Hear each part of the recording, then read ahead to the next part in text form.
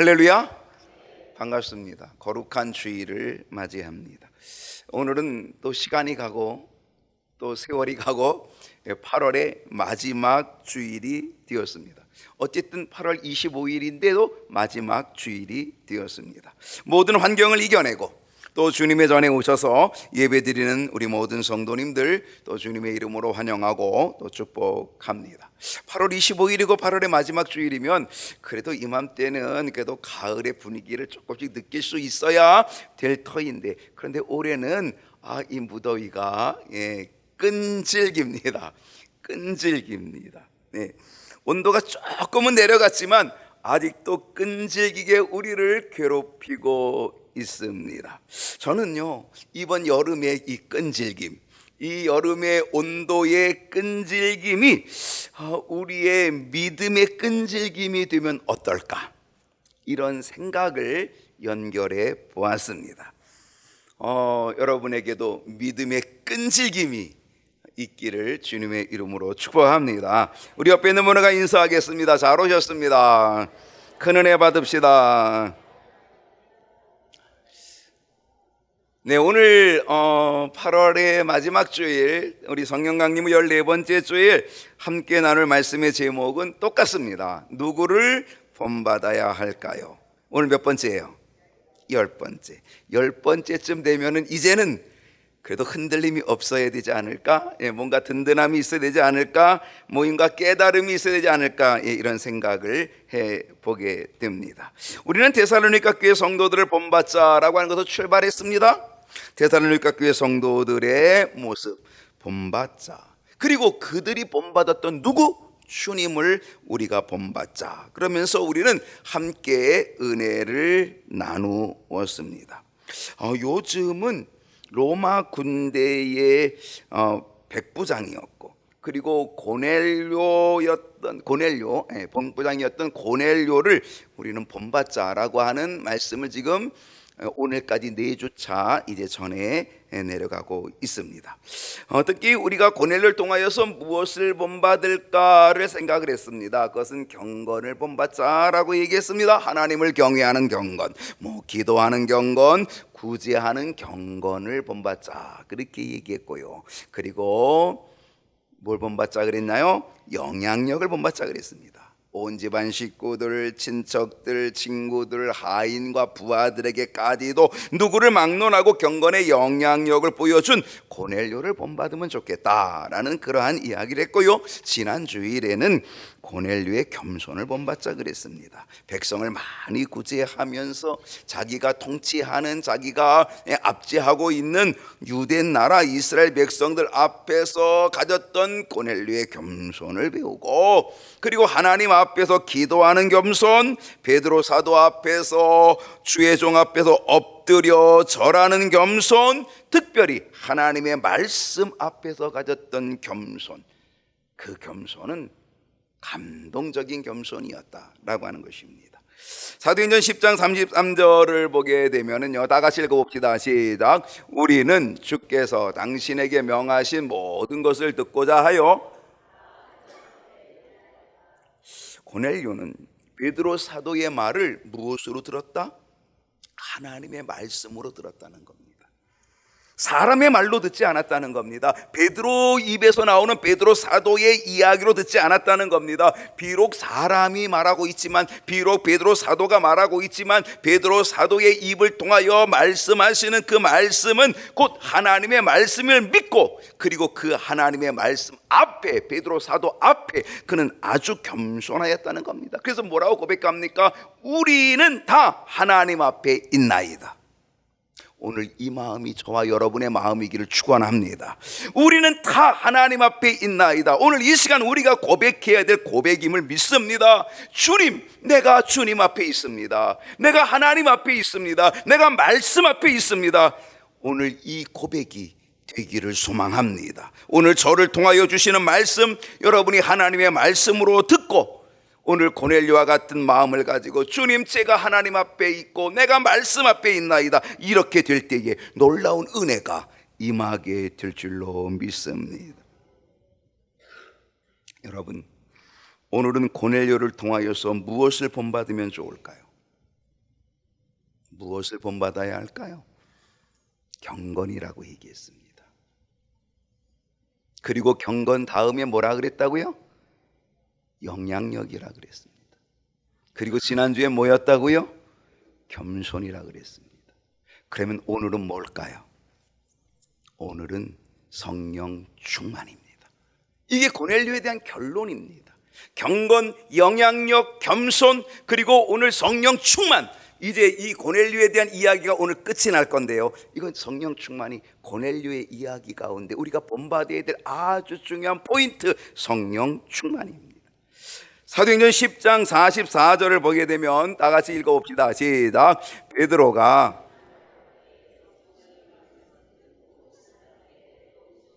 베드로 사도가 말씀을 전하고 있습니다. 그 말씀을 전하고 있을 때, 그들이 말씀을 듣고 있을 그때에 성령이 말씀을 듣고 있던 모든 사람, 여기 모든 사람이 누굽니까? 고넬료, 고넬료의 가정, 식구들, 친지들, 친구들, 그 집안에 있던 모든 사람들에게 성령이 내려오신 줄로 믿습니다. 성령의 충만한 은혜가 있게 되었다는 겁니다. 여러분 45절을 보면요, 더 놀랍습니다. 자, 말씀을 듣고 있는데 성령이 임하였습니다. 그 가정에 성령이 임하였습니다. 그곳에 모인 모든 고넬료와 친척들과 그리고 친구들과 그곳에 있는 모든 사람들에게 성령이 임하였습니다. 이렇게 될 때에 어떤 일이 벌어졌는지 아십니까? 45절 다 같이 읽습니다. 시작.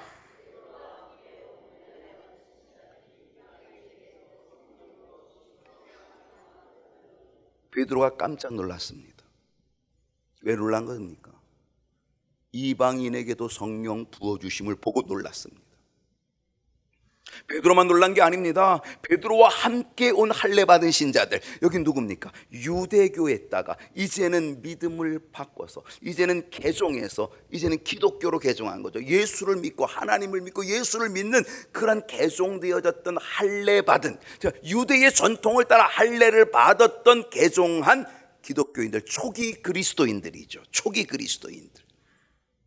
베드로 사도와 함께 같이 고넬료의 집에 왔던 할례 받은 신자들, 할례 받은 초기 그리스도인들, 유대교에서 기독교로 개종한 그들이 이방인들에게도 성령 부어주심을 보고 그것은 왜 뭐였다? 깜짝 놀랐다는 거예요. 왜 놀랐습니까? 왜 놀랐습니까? 유대인들의 생각은요, 구원은 누구에게만 있다? 유대인에게만 있다. 성령은 누가 받아야 돼? 유대인만 받아야 돼. 이것이 유대인들이 가지고 있는 고정관념입니다. 그것이 그들의 생각입니다. 그런데 지금 성령이 누구에게 임했어요? 이방인들, 로마 사람들입니다. 이 고넬료와 관계된 자들은 다 로마 사람들입니다. 이 로마 사람 이방인들에게도 자기들과 똑같은 성령이 임하는 걸 보고 깜짝 놀랐다는 겁니다. 여러분, 유대인들은요, 심지어 이방인들을 어떻게 해석했는지 아십니까? 도대체 하나님이 왜 이방인들을 만드셨을까? 왜 도대체 하나님께서 이방인들을 이렇게 만들어 놓은 거야? 이방인들은 왜 생긴 거야? 그들이 너무 궁금한 겁니다. 그래서 그들이 억지로 만들어냈습니다. 뭐라고 만들어냈어요? 유대인들은요, 이렇게 얘기합니다. 이방인들은 하나님이 지옥의 땔감으로 쓰려고 만들었어. 그들이 그렇게 해석한 겁니다. 이방인들은 지옥의 땔감밖에 안 되는 존재들입니다. 우리들은요, 지옥의 땔감, 우리 다 이방인 아닙니까? 유대인이 아니잖아요. 다 이방인. 그러니까 우리는 뭐예요? 유대인들의 관점에서 보면 우리는 다 지옥의 땔감으로밖에는 사용될 수 없는 그러한 별 볼 일 없는 거죠. 개무시하는 그런 저희들입니다. 그런데 그런 개무시하고 있었던 이방인들에게도 자기들이 받았던 똑같은 성령이 임하게 된 걸 보고 깜짝 놀랐다.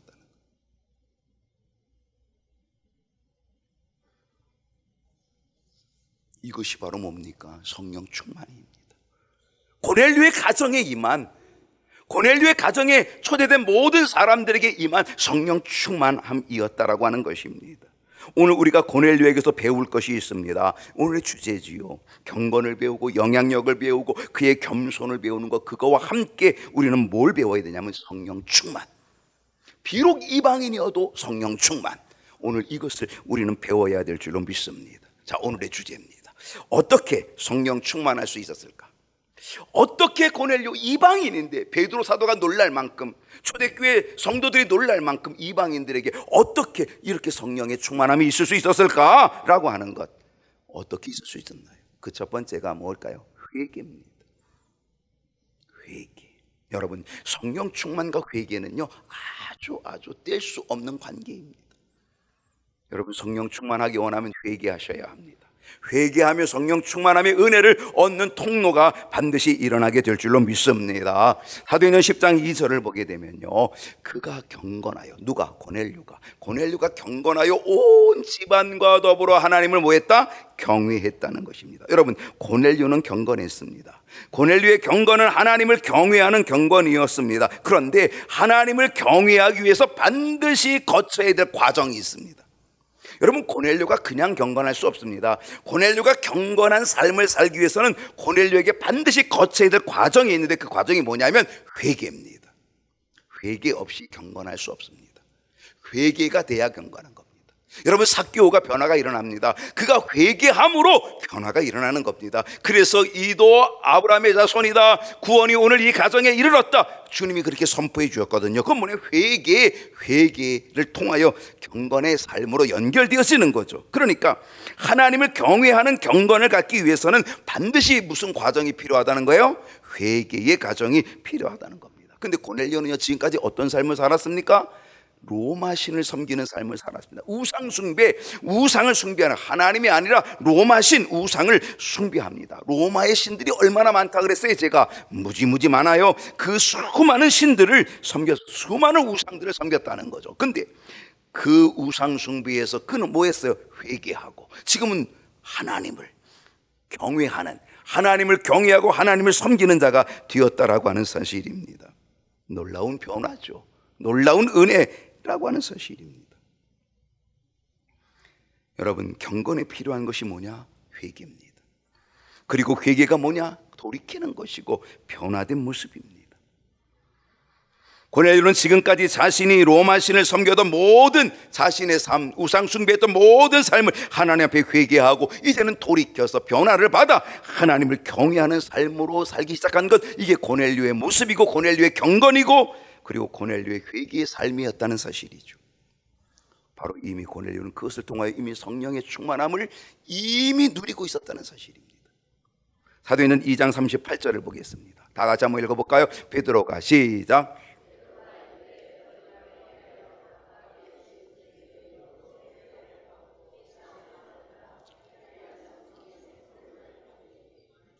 베드로가 이르되 너희가 뭐하여? 회개하여. 회개하면 어떻게 된다? 회개하면 그리하면 성령의 선물을 받으리니. 여러분, 회개와 성령의 선물은요, 이거는 똑같이 연결되어지는 겁니다. 베드로가 말합니다. 너희가 회개하면 성령의 선물을 받게 된다라고 하는 거죠. 그렇습니다. 고넬료는 회개함으로 로마의 신이 아니라 하나님을 경외하는 자가 되었고, 그 회개함으로 경건한 삶의 열매를 맺는 그런 길을 걸어가게 되었다는 것입니다. 그러므로 회개와 성령 충만은 뭐다? 서로 연결되어 있다. 아주 긴밀한 관계에 있다라고 하는 사실입니다. 다시 말하면 회개를 통해 성령을 받는다. 여러분, 이해되셨어요? 회개를 통하여 성령을 받게 되고 성령 충만함을 받음으로 그 사람은 또다시 회개의 열매를 맺는 경건한 삶을 살아가게 될 줄로 믿습니다. 이게 고넬료의 모습이고 이게 고넬료의 경건이었던 거죠. 우리 모두 회개하십시다. 회개함으로 성령 받고 성령 충만함으로 경건한 삶을 사는 이 고넬료의 모습이 저와 여러분의 모습이 될 수 있기를 주님의 이름으로 축복합니다. 어떻게 성령 충만할 수 있을까요? 뭐라 그랬어요?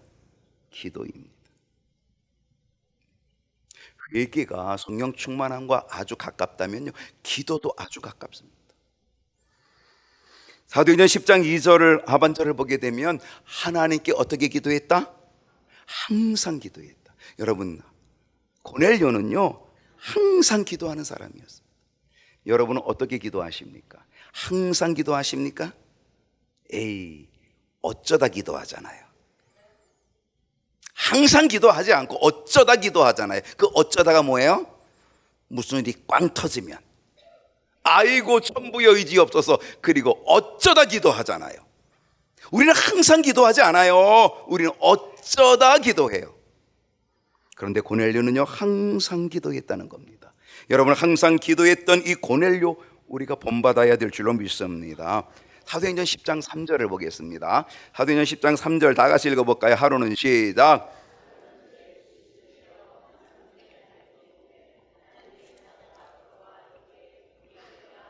하루는 제 9시쯤에, 이게 뭐예요? 무슨 기도? 구시기도. 9시쯤에 환상 중에 밝히 봄에 하나님의 사자가 들어왔어요. 고넬료야. 고넬료의 이름을 부르고 있다는 사실입니다.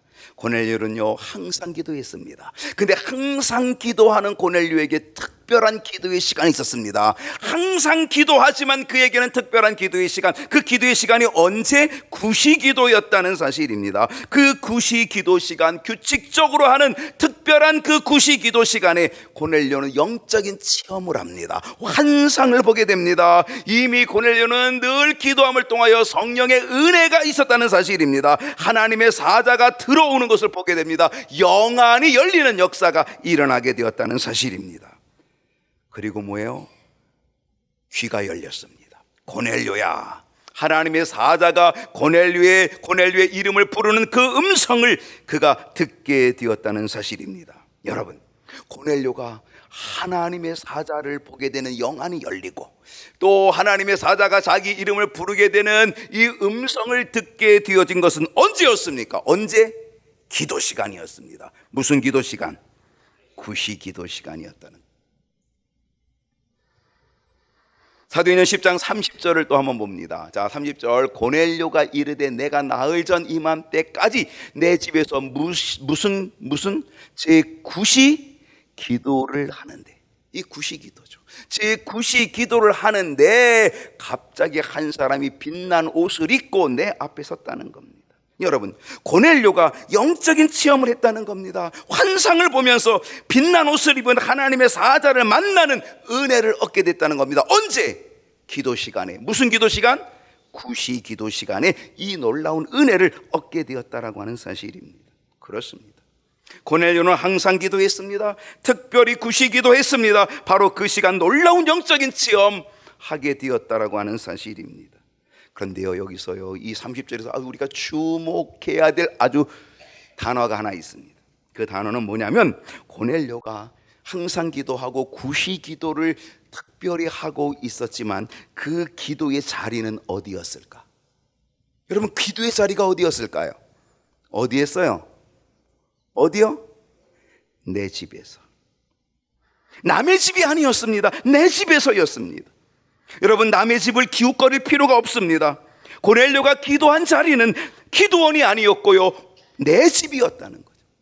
내 집에서 기도할 때에 이 놀라운 은혜를 얻게 됐다는 거죠. 성령 충만함의 은혜의 역사가 임하게 되었다라고 하는 사실입니다. 제가 언젠가 여러분에게 이야기한 적이 있습니다. 제가 목회를 처음 시작하면서 개척을 했거든요.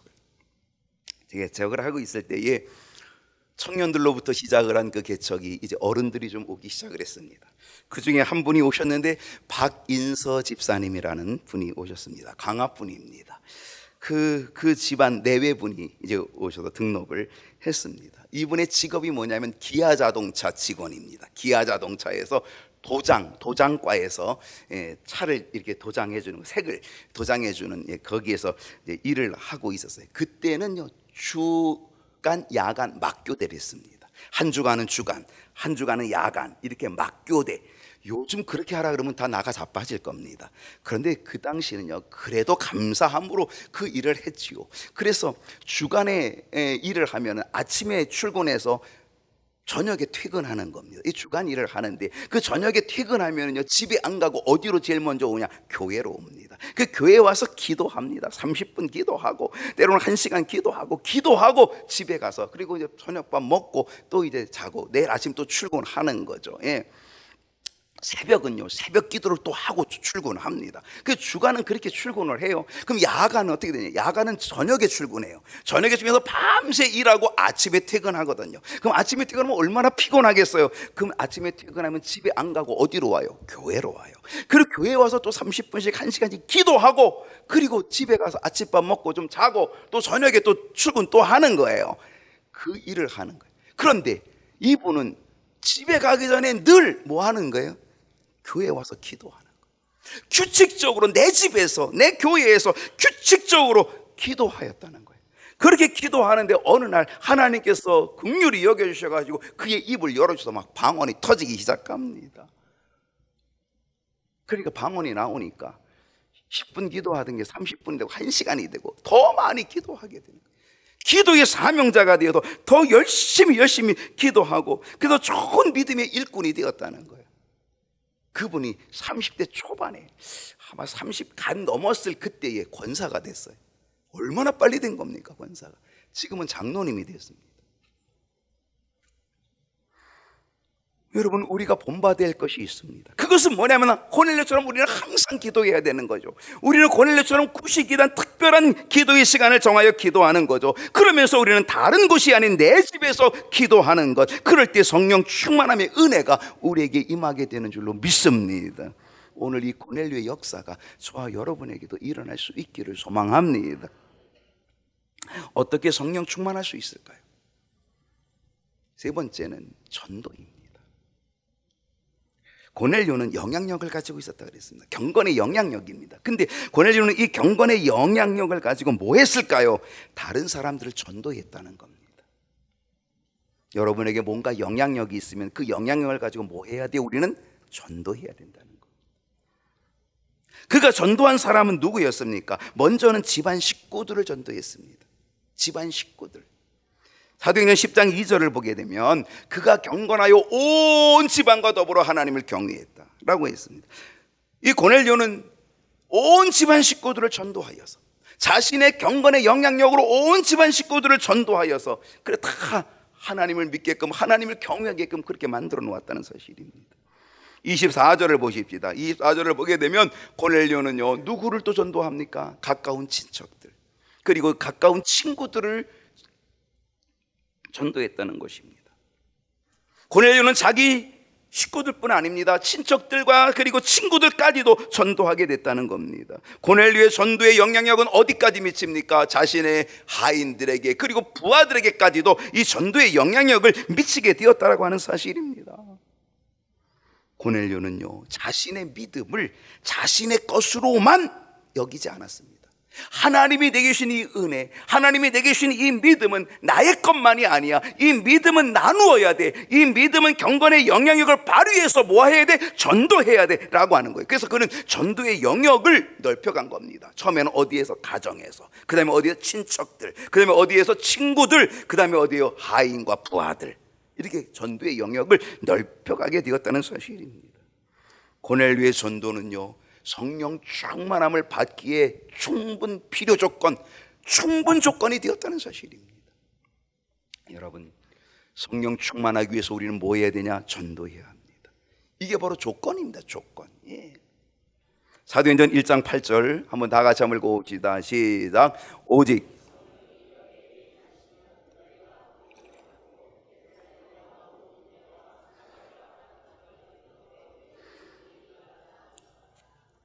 할렐루야. 이 말씀은 정말 기가 막힌 말씀입니다. 여러분, 성령을 부어주시는 목적이 뭘까요? 하나님께서 우리에게 성령을 부어주시는 목적이 뭐예요? 이유가 뭘까요? 여러분, 이 말씀 속에 들어있습니다. 오직 성령이 너희에게 임하시면 너희가 뭘 받고? 권능을 받고. 여러분, 성령을 부어주시는 목적은 우리가 뭘 받고? 권능을 받고. 근데 무슨 권능? 어떤 권능? 나 성령 충만해 뽐내는 권능이 아닙니다. 나 기도 열심히 해 잘해 이런 뽐내는 권능이 아닙니다. 나 방언도 할 수 있어 이렇게 뽐내는 그런 권능이 아니라, 성령을 부어주시는 목적은 권능을 받게 하는 건데 어떤 권능이냐? 이것은 증인이 되는 겁니다. 예루살렘, 유대, 사마리아 땅끝까지 이르러 내 증인이 되는 것, 전도자가 되도록 전도하는 능력, 이거를 부어주시는 권능. 그래서 성령 충만의 목적은 뭐 하는 것이다? 권능. 어떤 권능? 전도하는 권능. 그러니까 전도는 성령 충만한 거 어때요? 아주 밀접하다는 거예요. 아주 긴밀하다는 것. 회개와 가깝죠, 기도와 가깝죠, 전도와 가까운 것, 이게 바로 성령 충만한 모습이 된다라고 하는 사실입니다. 특별히요, 성령 충만함은 누구에게 필요하냐면 전도할 능력을 가질 사람들에게 필요한 겁니다. 그러니까 전도하기 위해서는 성령의 충만한 능력이 있어야 돼요. 담대함, 이거 그냥 생기는 게 아닙니다. 이게 성령의 충만함이 있어야 담대함입니다. 담대함을 가지고 전할 수 있게 된다는 것이죠. 그러므로 우리는 이 고넬료를 비워서 전도에 힘쓰는 겁니다. 온 집안 식구들, 친척들, 그리고 친구들, 점점 확대해 나가는 이 전도의 영향력, 경건의 영향력. 그러면 하나님이 그 일을 감당할 수 있도록 전도의 힘과 능력을, 권능을 주시도록 하기 위하여 담대함 주시도록 성령의 충만함의 은총을 우리에게 부어주실 줄로 믿습니다. 이 은혜가 있게 되기를 축원합니다. 어떻게 성령 충만할 수 있을까요? 사모함입니다. 사도행전 10장 33절 다시 한번 읽어봅니다. 이제 우리는 주께서 당신에게 명하신 모든 것을 듣고자 하여 다 어디 앞에 있어요? 하나님 앞에 있나이다. 이 모습이 고넬료의 모습입니다. 겸손한 모습입니다. 하나님의 말씀 앞에 있는 모습, 주의 종 앞에 있는 모습, 하나님 앞에 있는 이 고넬료의 모습. 이 고넬료의 모습은 어떤 모습이다? 간절히 사모하고 있는 사모함의 모습이라는 사실. 여러분, 하나님의 말씀 앞에 사모함이 있으면, 오늘 이 시간 여러분이 이 고넬료의 마음이 여러분에게도 있으면 여러분의 마음에 성령의 충만함은 임하게 될 줄로 믿습니다. 말씀 앞에, 하나님 앞에 간절한 사모함이 있으면 말씀 속에 임하시고 말씀 속에 역사하시는 성령 충만함의 은혜가 저와 여러분에게도 넘치게 될 줄로 믿습니다. 근데요, 이 사모함은요, 누구나 누구든지 가능합니다. 그 다음 절 보겠습니다. 34절을 보게 되면, 다 같이 한번 읽어볼까요? 베드로가 시작.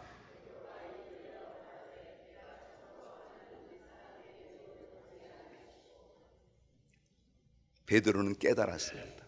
하나님은 사람의 외모를 보지 아니하신다. 하나님은 외모를 보지 않습니다. 하나님은 유대인이냐 이방인이냐 따지지 않으십니다. 외모를 보면 유대인인지 이방인인지를 따집니다. 왜 베드로가 놀랐습니까? 왜 초대교회 성도들이 놀랐습니까? 왜 이방인들에게 성령 보여주시는 걸 왜 보고 놀랐습니까? 그들은 외모를 보고 판단했기 때문입니다. 왜? 성령은 이방인들에게 절대로 내리지 않아. 이방인들을 무시한 겁니다. 외모를 본 겁니다. 이방인이라고 하는 외모를 본 겁니다. 그런데 하나님은 외모를 보지 않습니다. 하나님은 뭘 보십니까? 중심을 보십니다. 그 중심이 어떤 마음? 사모하는 마음. 그 다음 절 보십시다. 35절 말씀 보면요, 각 나라 중 하나님을 경외하며 의를 행하는 사람은 다 받으시는 줄을 뭐하였도다? 깨달았도다. 베드로도 미처 몰랐던 거예요. 몰랐는데 깨달은 거예요. 베드로도 유대인이니까 유대인의 사고방식에서 그는 벗어나지 못한 거예요. 베드로 자신도 이방인들에게 성령을 부어주신다? 이거는 생각지도 못했어요. 베드로도 생각지도 못했어요. 사도지만 생각지도 못했어요. 근데 깨달았어요. 아, 하나님은 외모로 사람을 판단하지 않아. 하나님은 외모로 보지 않으셔. 하나님은 어떤 민족이든지 어떤 색깔을 가지고 있든지, 피부 색깔이 검든지 뭐 황인종이든지 백인이든지 그거 관계없어. 하나님은 어떤 나라, 어떤 민족, 어떤 종족, 색깔이 중요하지 않고 누구에게든지 하나님을 경외하는 자는, 사모하는 자는 하나님께서 다 성령을 부어주신다는 것, 베드로가 깨닫게 된 줄로 믿습니다. 요즘 말로 얘기하면 잘생긴 것, 못생긴 것, 이거 외모, 이거 관계없습니다. 돈 많고 돈 없고 이거 관계없습니다. 나이가 많고 나이가 어리고 이거 관계없습니다. 이거 중요하지 않습니다. 하나님은 그런 외모를 보지 않습니다. 오직 하나님을 경외하며 의를 행하며 오직 하나님을 사모하는 자, 그 중심을 보시고 하나님께서는 성령을 부어주시는 줄로 믿습니다. 오늘 우리 모두 다 고넬료를 본받기를 소망합니다.